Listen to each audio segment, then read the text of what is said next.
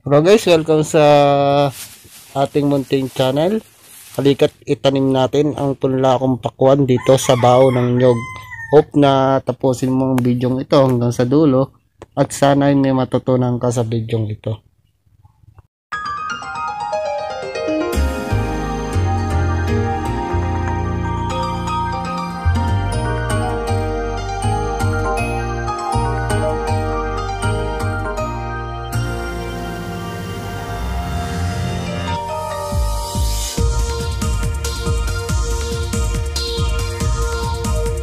So guys, kung nakikita nyo guys, pinutasan natin yung mga gilid ng container.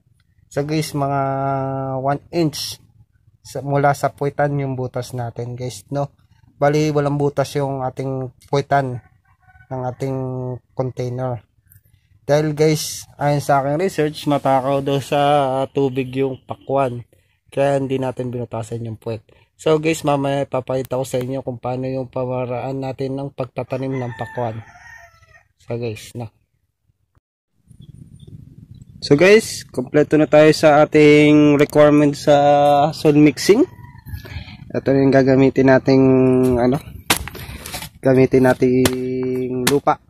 At ito yung mga pang-mix natin sa ating lupa para sa melon transplanting natin, watermelon transplanting 1. So guys, meron na tayong dark brown soil. Medyo matabayan guys, no? Buhaghag. Hindi siya gaano nag-absorb ng tubig at hindi rin din siya gaano nag-iipon ng tubig. Good condition tong lupa natin. Itong ating coco fiber, bitin din natin yan guys dahil ang watermelon is matakaw sa tubig. Okay, ito yung gagamitin natin pang ilalim. Itong coco pit guys is hindi to kasama guys, bibigay ko to sa aking kumpare kapalit no binigay niya sa aking vermicast na galing sa bundok, yung Mother Nature vermicast. Tsaka itong uling charcoal, yan yung mga gagamitin natin na mga ingredients sa paglilipat natin ng watermelon.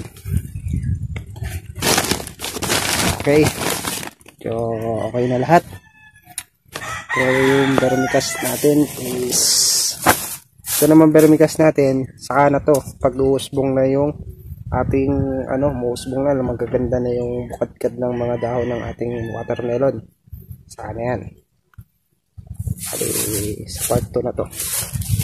Guys, guys, bababa na tayo dito sa kabundukan sa sa bahay ng nanay ko, kaya maglilipat na tayo ng pakwan. Guys, kung nakikita nyo guys, is nilagay na natin yung coco fiber. Pagkatapos yan guys, nilagay na natin ng mga lupa. So guys, yung coco fiber guys is makakatulong yan guys sa pag-absorb ng tubig o mapapanatili niyan yung tubig dun sa may container, yung moist niya. So guys, tapos nilagyan na natin ng lupa. Yan.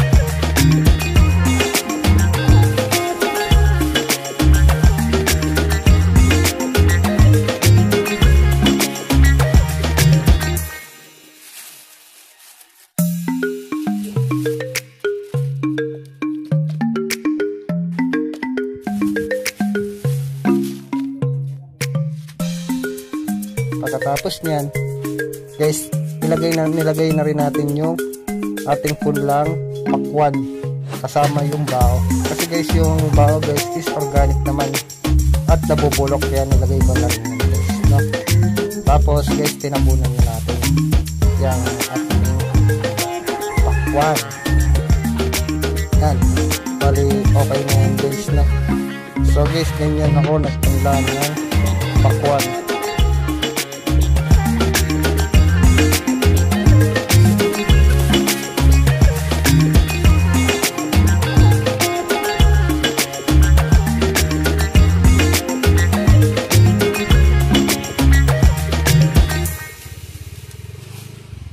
para hindi malunod guys yung buto na itinanim natin guys, no?